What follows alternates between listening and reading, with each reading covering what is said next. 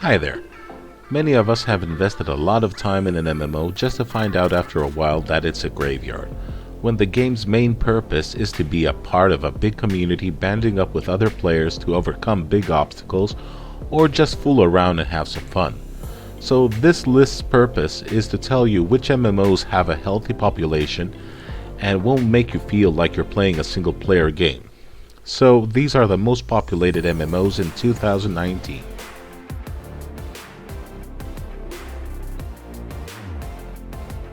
First on my list is The Old Republic. It was first released in 2011 from BioWare.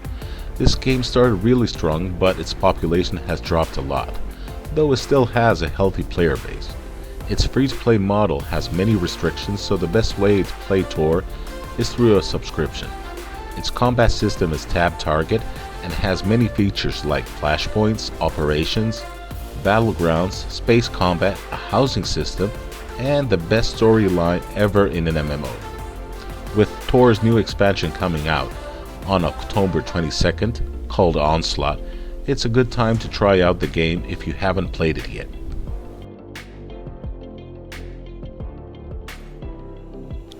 At number 6 I have EVE Online. That was released way back in 2003, being the only high populated space simulator MMO in the market. EVE is not your typical theme park MMO. Gain some levels, enchant your gear, and so on. It's more of a free-form MMO where players decide what they want to do, like mining, scavenging, exploring, or end up doing large PvP battles. Another highlight to its game is its economy, which is player-base controlled. So if space is your thing, this is the place to go.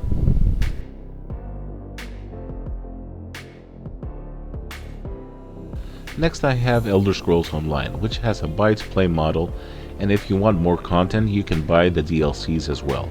ESO had a very rocky start at its launch, but it managed to stand on its feet after fixing many issues that the game had. It has an action combat system, but it feels clunky from time to time. It has loads of other features like dungeons, public dungeons, raids, and PvP and Zero Drill. The Elsewhere expansion was released earlier this year, so if you want to be a Dovahkiin, this is your chance.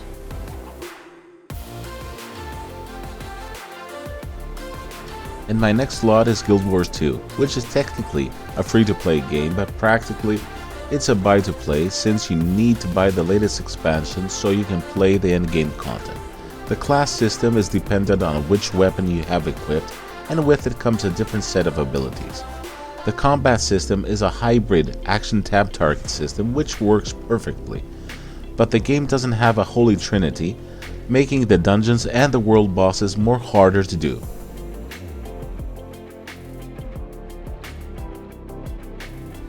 At number 3 I have Black Desert Online, which has a buy-to-play model and was released in 2014 by Kakao Games.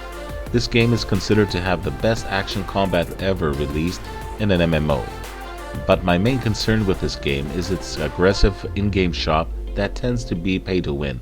Like, if you want to have auto loot, you gotta buy some pets from the shop with real money. Even if you want to have a better appearance from what the game gives you, which is horrible, it's behind a paywall. Even with all these problems, there's still a lot of players playing this game.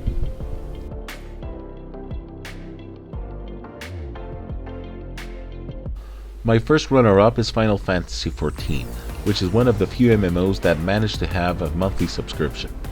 Thanks to their new expansion Shadowbringers and the bad state that BFA is in, Final Fantasy have seen their numbers grow from WoW refugees. The game has a tab target system and has one of the best stories in an MMO.